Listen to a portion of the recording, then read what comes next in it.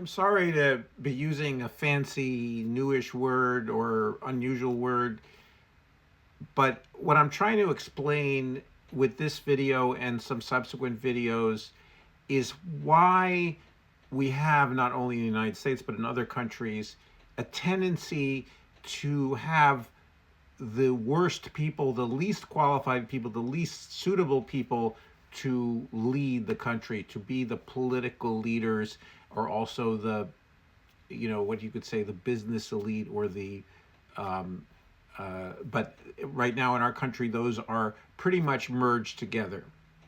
So kakistocracy comes from the root, the kaka, which is, shit.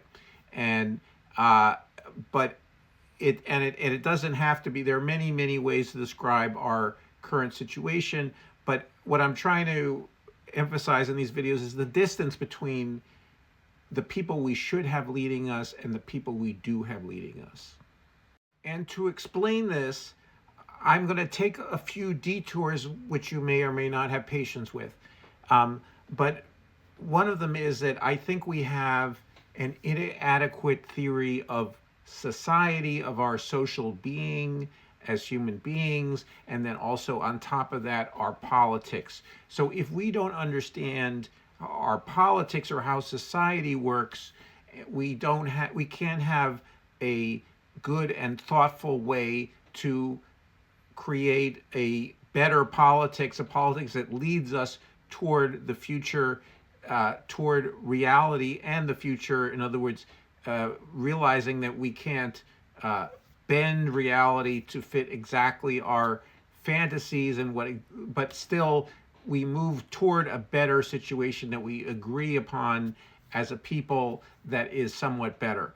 And one of the elements to understanding, in my opinion, society is understanding semiotics. Semiotics is a branch of linguistics that has been used and maybe misused at certain points in the last 125, 130 years, since it really was developed in the late 19th century and early 20th centuries. But anyway, we are sign using animals. And so our use of signs is a way that we communicate with each other, and it's something that because we have individual minds that are different, we are differ, both in through our course of our lives, but also among each other. We need to have a society. We need to communicate with each other via, among other things, signs.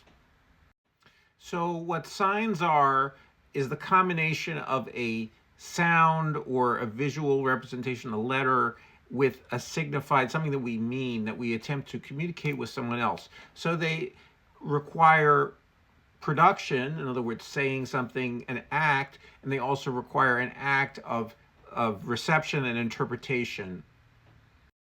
And signs are not just in language, they're also in our visual communications mediums, and also in how we, like right now, how I'm using my hands. I am signing in different ways, or I'm not consciously signing, but I'm creating paralinguistic things around language, emphases and so forth and so on, by the expression of my face and also my hands and other things. And the thing about signs is that the symbols, which are one category of signs, which language is made up of symbols, are arbitrarily related to the thing we're trying to represent. In other words, through either our cultural practices, we learn that this animal is a dog, so we refer it to a dog, and we talk with other people referring to a dog, but also specific dogs. For instance, I could have my dog named Charles Barkley, as this particular example gives, or some other name, and we make these things up. So this is an element of creativity, both in culture but also individually. And you can see then how both language evolves, but through over many years, but also even within the course of our lifetimes, that we evolve our own subvariants of the language through the arbitrariness of signs. We shade meanings, we create some new meanings within a context of a cultural grammar, a cultural vocabulary. But not only do we represent some reality outside ourselves or some fixed set of feelings and thoughts we have inside ourselves with words, but we perform a reality. We create a reality through, among other things, language. And these performances, this is an observation made in 1955 by J.L. Austin, where you do things with language, and language creates our reality. So this is something that it seems, when I say it, it seems intuitively obvious, but at the same time, we don't have social theories that really integrate this, at least in a way that I think is useful to understand our politics, understand our social reality. So an example of a performative utterance is, for instance, say, I'll promise to do something. I admit I was foolish. To thank someone. Also, there are people who have special roles in our society that perform marriages, for instance, justices of the peace, priests, rabbis, so forth and so on. So all of these performances create a new reality. So your life is a series of performances of in different ways. And you have a role in shaping those by promising people some things, by developing relationships based on the things that you say. These performances are part of your reality. And this is, as opposed to constative statements that are statements about a factual world. You're saying, the truck is over there, whatever, the cat is a calico cat, any of those things that are something that can be actually evaluated as true or false. A performative is a creation. It's a new thing that cannot be evaluated according to truth and falsehood, except later on when someone said, well, you promised you'd do that and you didn't do it. So that at the time of utterance, it's not necessarily true or false.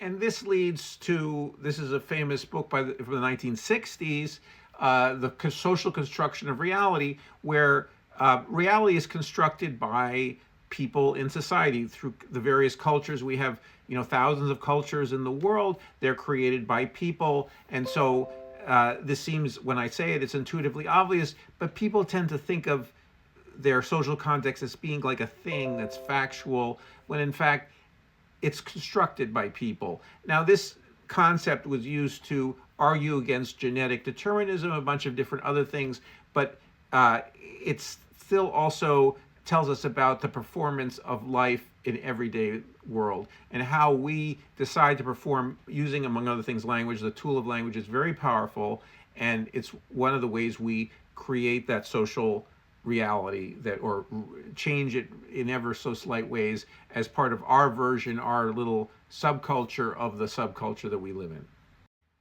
I don't think this theory has been carried far enough when we're talking about all of the institutions of our society, the legal profession and also political professions, or the institutions of government. They're all performing different kinds of reality and constructing social reality in formalized ways, and that's often why there's a relationship with being a lawyer and also being a politician, because the politicians are creating a reality for society based on written documents. I don't think the implications of this have been nearly explored enough. And here's another academic paper that touches on this area of using language as a performance that creates a new social reality. Now, getting back to Kakistocracy in this particular video, so Donald Trump and Elon Musk are proficient liars, and they also produce lots of language. They own social media platforms, and they are constantly producing language and performing from a position often of power, a political power or economic power. They're performing all kinds of new realities and creating a reality, a bad reality for the American people, among other things, by just lying a lot and weaving in some truths to make it plausible, but still lying a lot. So I'll need to continue this in the next video.